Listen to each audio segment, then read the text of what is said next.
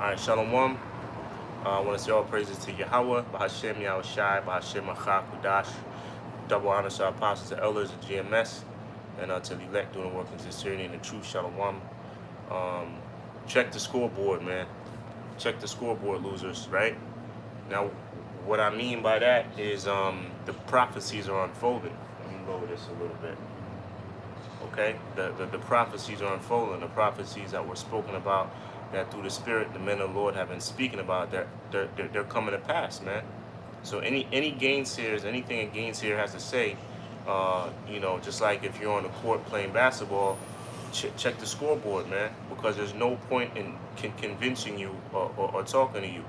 What we've been saying already has been coming to pass.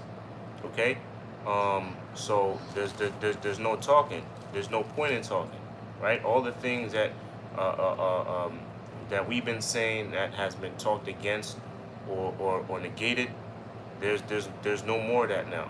Okay, so the first, why? Because those prophecies are coming to pass. So the first scripture I want to bring out is in Habakkuk, the second chapter, which is a verse that's been coming out, or should be coming out a lot more lately, because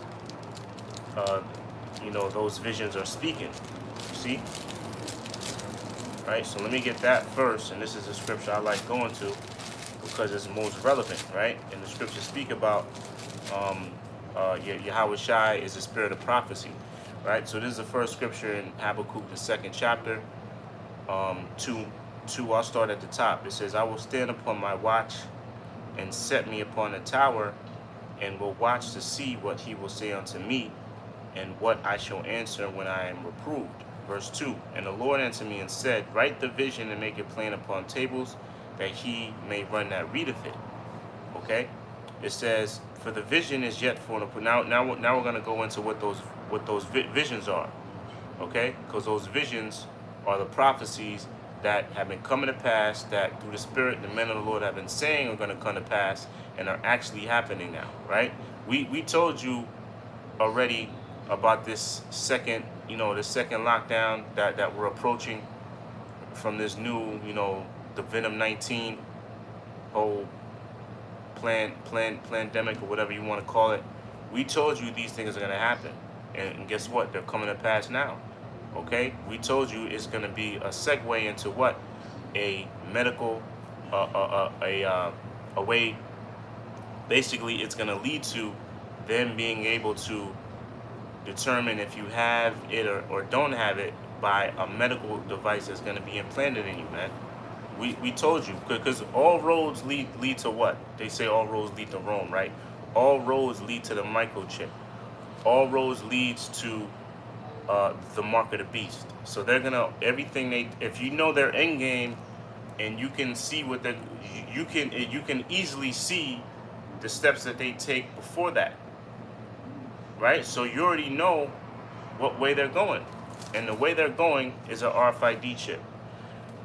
Okay, so it says, "For the vision is yet for an appointed time, but at the end it shall speak." And that's how you know we're at the end right now, because we're at the end when these prophecies are speaking.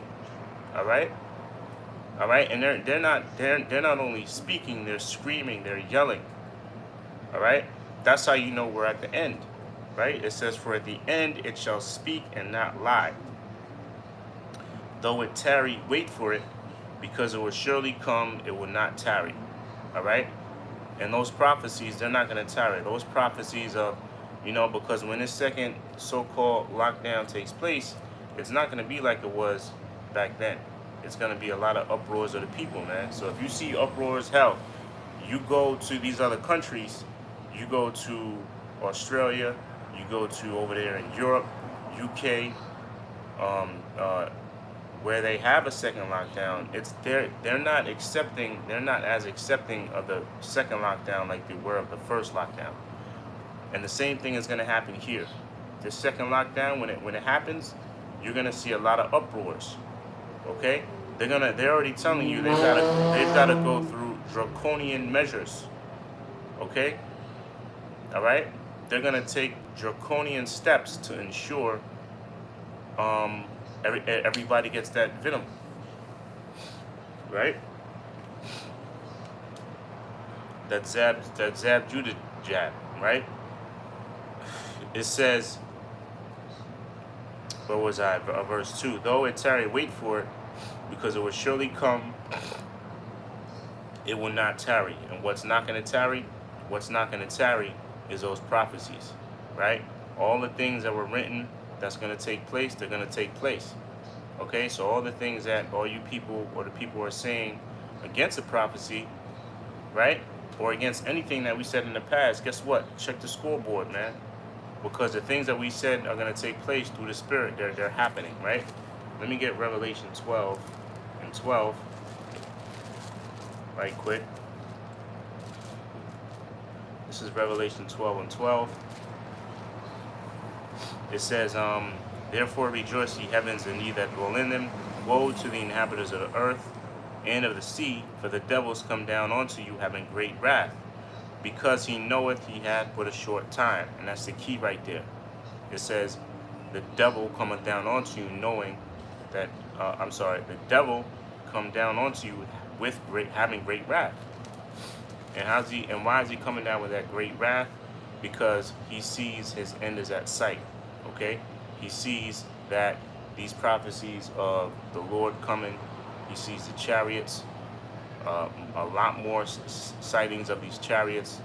He sees his power is starting to dwindle, right? He sees these other nations. That's why the next big news now, why everybody's worried about the Venom 19 over here, and that being the main news. You see what's going on over there in Iran, where Iran, Israel and America, they're starting to make their plan to go into Iran. All right, but once they do that, World War III is going to kick off, and that's another prophecy that through the Spirit the men of the Lord have been speaking about, the prophecy of the Third World War taking place. All right. Let me finish that, and I'm going to jump to another scripture, right? I'll read this again, Revelation 12 and 12. It says, therefore rejoice, ye heavens, and ye that dwell in them. I don't know if you can let me go with this bullshit. I don't know if you can hear this.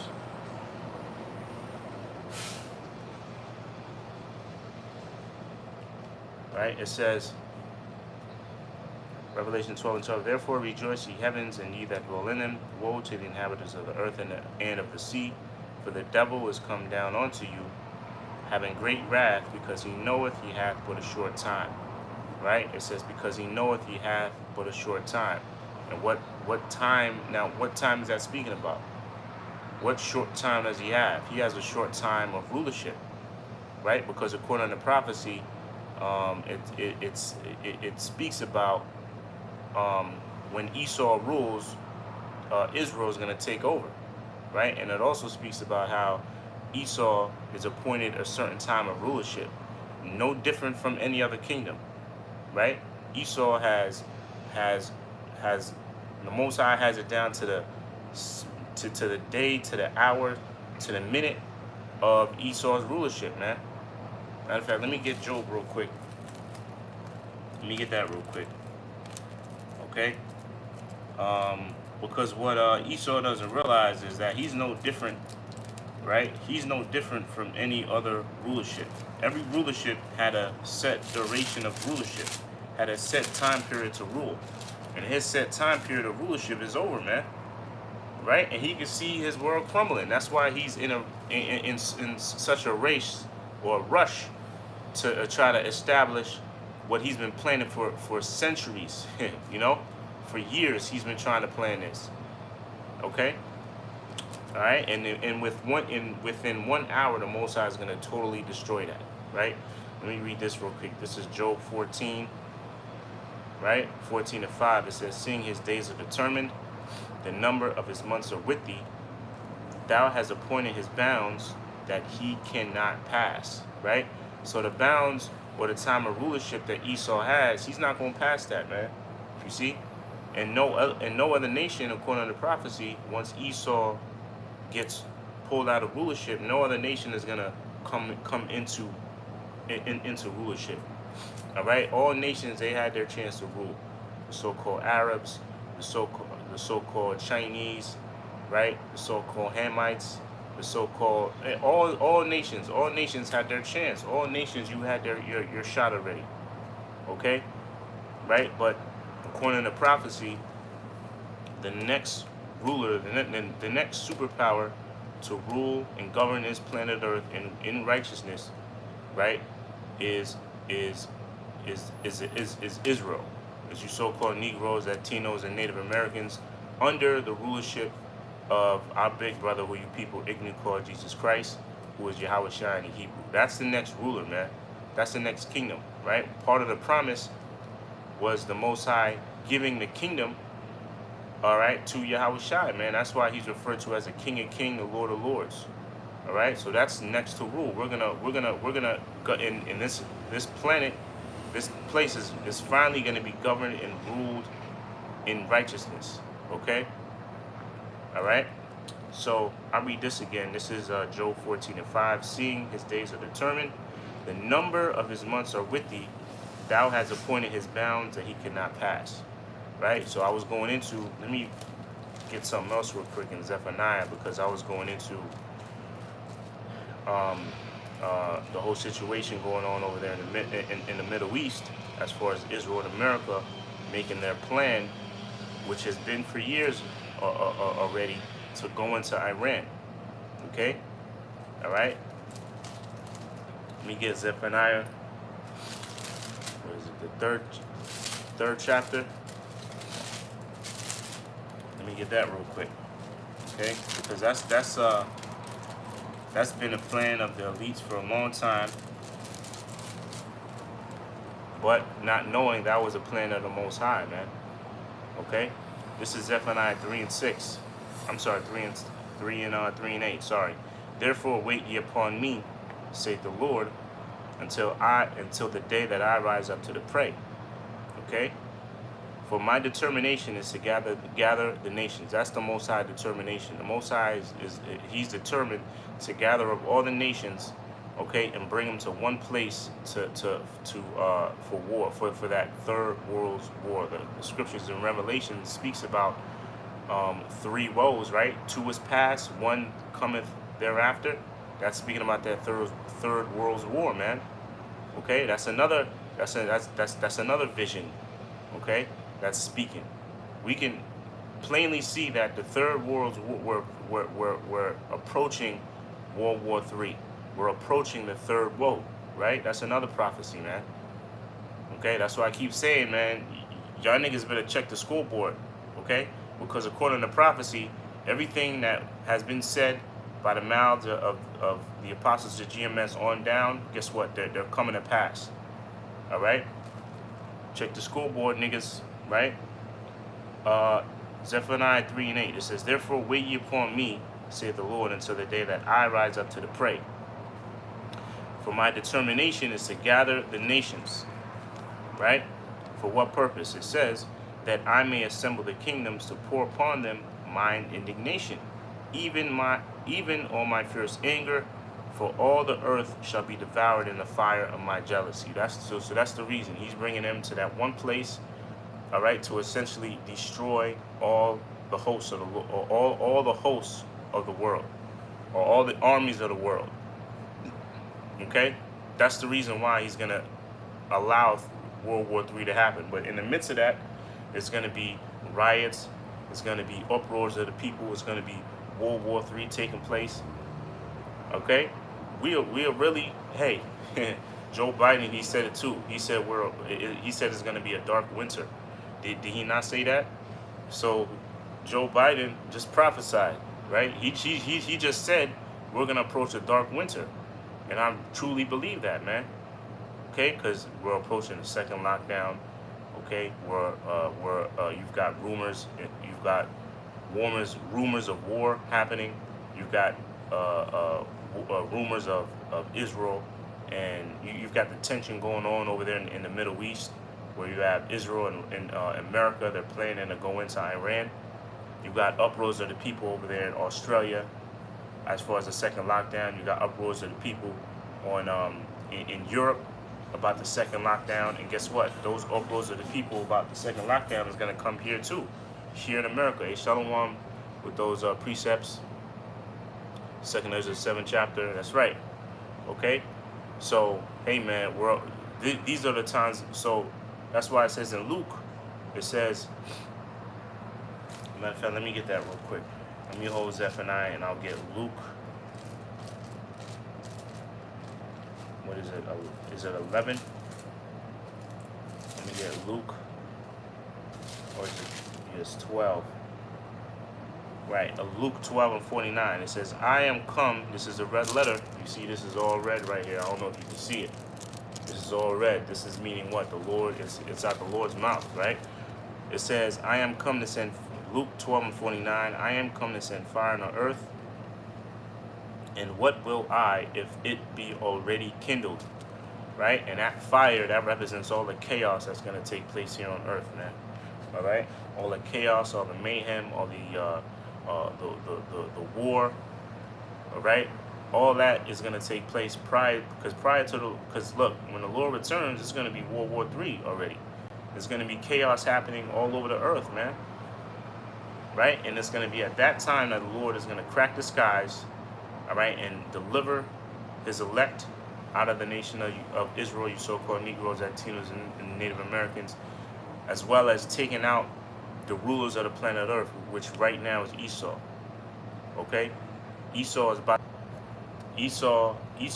to be removed out of rulership. Esau is about to be removed out of his power seat, man. And that's the time that we're approaching, right? So let me go back to Zephaniah. And then after Zephaniah, I'm going to go to another one. I read this again. It says, therefore wait ye upon me, saith the Lord, until the day that I rise up to the prey. For my determination is to gather the nations, that I may assemble the kingdoms, to pour upon them mine indignation, even all my fierce anger. For all the earth shall be devoured in the fire of my jealousy. Now we already know the indignation of the Lord is going to come in the form of those ICBM missiles, man. This is the same reason why he created the Smiths. The Smiths are the modern day weapon makers of today, right? Because a modern day weapon of today is not swords, right? It's not shields, it's not daggers and all those old ancient weapons of war. The modern day weapon of war are bombs. The modern day weapon of war is fire. Okay? And the ultimate bomb or the ultimate sword of today are the ICBM missiles, man. Because that's just one hit, boom, that's it. The war is over. That's a one-hit quitter, man. All right. So that's what's gonna make the world. That's what it is. Why? That's why it also says in Malachi the 4th chapter. It says, Excuse me. Fucking calls. It says the earth shall reel. Well, Malachi says the earth shall burn as an oven. And Isaiah says the earth shall reel to and fro. Now, what weapon or what can do that to the earth? What can make the earth hot as an oven? What can make the earth reel and shake to and fro? Okay, you had the Tsar Bomba, which was, I believe, it was the first bomb tested by Russia, and it had to be downgraded because it was so powerful. It broke windows miles and miles away. And this was a bomb cut, I believe, in half as far as the power and yield. Okay? It was cut in half, right? And it still did a lot of damage. It still broke windows miles and miles away in another country. You see? So that's just and that was atomic bomb. Imagine nuclear. Okay, so I'm gonna go to Isaiah, and I'm gonna see the Spirit might close it on Isaiah 13 chapter. I'm gonna go to the point, right? Isaiah 13 and 4. It says, "The noise of a multitude in the mountains, like as of a great people, a tumultuous noise of the kingdoms of nations gathered together. The Lord of hosts mustereth the host of the battle." Okay, and that's speaking about war. That's speaking about the Third World War. It says the kingdoms of nations gather together, because the kingdoms of nations are going to be gathered together in the land of Jehoshaphat, okay, which in the Hebrew is Yahawashi, the Lord's judgment. The kingdoms of nations are going to be gathered to that one place for what? For the third world war, to go there and fight each other. Okay? And it says the kingdom of nations gathered together, the Lord of hosts mustereth the host of the battle. So it's the Most High that brought them there. It's the Most High that's steering all the nations, all the kingdoms of the earth, all the kings of the earth to go to war into this one place. Okay? So the Most High is doing all this. The Most High is doing all this controversy as far as the situation going on over there in the Middle East and all that stuff, right? So I'm going to end it on that. Lord willing, you brothers and sisters are edified. If anybody ever says anything to you about, oh, I don't believe this and I still don't believe that, and you guys are still wrong, or you know the Zab Judah jab ain't bad, you guys should take it, I'm gonna be like, look, just check the scoreboard, man. Check the scoreboard. You niggas are losing. All the things that we said are gonna take place. They're taking place right now, and those visions are speaking now. So I ain't got nothing to say to you. Matter of fact, let me get one more and I'll close it on that. I believe I just read it in Proverbs. This is Proverbs 26:4. It says, "Answer not a fool according to his folly, lest thou be like unto him." Right? So anybody that's talking that fucking jazz, right? Anybody that's talking that mess, I'm not even gonna deal with you, man. Because then you're a fool. If I answer you and try to tell you something, I'm a fool now, because there's no convincing a fool, man. There's no convincing somebody that's stuck in his ways. So that's that. All right. So Lord willing, you brothers and sisters are edified. To the next show, shalawam.